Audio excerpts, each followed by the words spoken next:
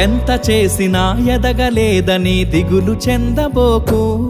ఆ లోపమేడుందో మనసు దీపాన్ని పెట్టి నువ్వు వెతుకు. అతుకులమయమని ఎక్కిరించకు బతుకు పుస్తకాన్ని, అది చితిలో కూడా బోధించునురా ఏదో అర్థాన్ని. రాదురా ఏ విజయం నీ కోసం నా కోసం, ఎటుపోదురా నువ్వు చేసిన కష్టం ఎప్పటికైనా సొంతం.